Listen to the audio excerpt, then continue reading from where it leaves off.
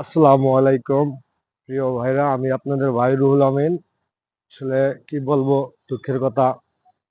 এক সময় দেখা যাইতো মামুন এবং লায়লা তারা দুইজনে মিল্লা গরুর গোস্ত, খাসির গোস্ত, মুরগির মাংস খাইতো। এখন মামুন জেলে, লায়লা বাইরায় বইয়া গরুর গোস্ত, খাসির গোস্ত খাবে। কিন্তু বিষয় হলো, কালকে দেখলাম মামুনের মায় অনেক কান্নাকাটি করতেছে। কান্নাকাটি কোনো শেষ নাই মামুনের জন্য।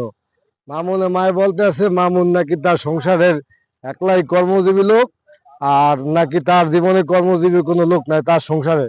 তার নাকি একটা ভাই আছে প্রতিবন্ধী, একটা ভাইয়ের বোন আছে, নাকি বোনও নাকি প্রতিবন্ধী।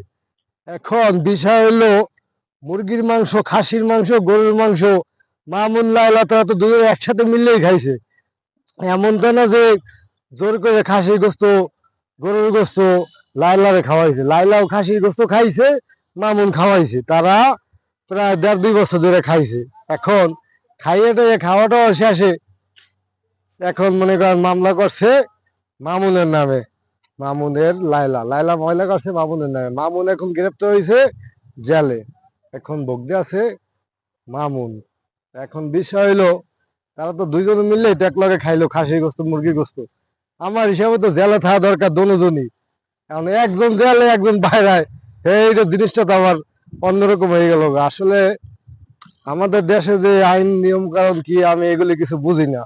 তো মাইয়া লোক মামলা করলে অনেক কিছু হয়ে যায়, আর পুরুষ লোকের লাগে কোনো নাই।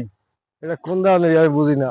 তা যাই হোক, আমার এই ভিডিওটা যদি আমার ভুল টুটি হয়ে থাকে, আপনারা আমার ক্ষমার দৃষ্টিতে দেখবেন। আমি অবশ্য ছোট লোক, ছোট মানুষ, না বুঝা ই করা হয়েছে।